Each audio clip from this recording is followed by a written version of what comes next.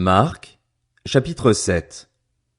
Les pharisiens et quelques spécialistes de la loi, venus de Jérusalem, se rassemblèrent auprès de Jésus.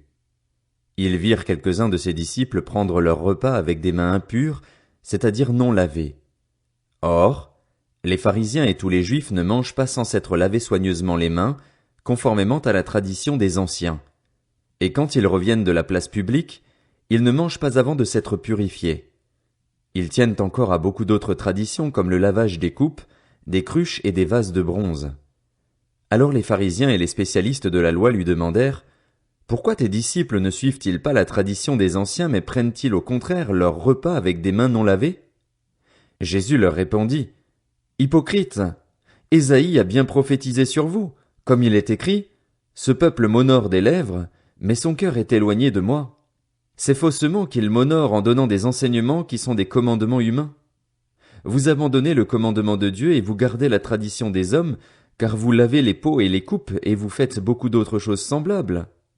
Il leur dit encore, vous rejetez très bien le commandement de Dieu pour garder votre tradition. En effet, Moïse a dit, honore ton père et ta mère, et celui qui maudira son père ou sa mère sera puni de mort. Mais d'après vous, si un homme dit à son père ou à sa mère, ce dont j'aurais pu t'assister est corban, c'est-à-dire une offrande à Dieu, alors il peut ne plus rien faire pour son père ou pour sa mère. Vous annulez ainsi la parole de Dieu par la tradition que vous avez établie et vous faites beaucoup d'autres choses semblables. Ensuite, Jésus appela toute la foule et lui dit, écoutez-moi tous et comprenez. Il n'y a rien d'extérieur à l'homme qui puisse le rendre impur en pénétrant en lui, mais c'est ce qui sort de l'homme qui le rend impur. Si quelqu'un a des oreilles pour entendre, qu'il entende. Lorsqu'il fut entré dans la maison, loin de la foule, ses disciples l'interrogèrent sur cette parabole. Il leur dit, vous aussi, vous êtes donc sans intelligence? Ne comprenez-vous pas que rien de ce qui, de l'extérieur, entre dans l'homme ne peut le rendre impur? En effet, cela n'entre pas dans son cœur, mais dans son ventre, puis est évacué dans les toilettes. Il déclarait ainsi que tous les aliments sont purs. Il dit encore, c'est ce qui sort de l'homme qui le rend impur.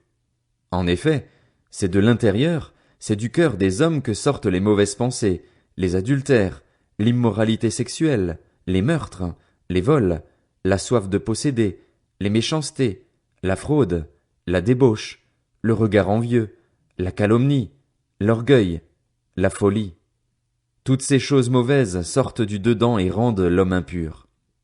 Jésus partit de là et s'en alla dans le territoire de Tyr et de Sidon. Il entra dans une maison, désirant que personne ne le sache, mais il ne put rester caché, car une femme dont la fillette avait un esprit impur entendit parler de lui et vint se jeter à ses pieds. Cette femme était une non-juive d'origine syrophénicienne.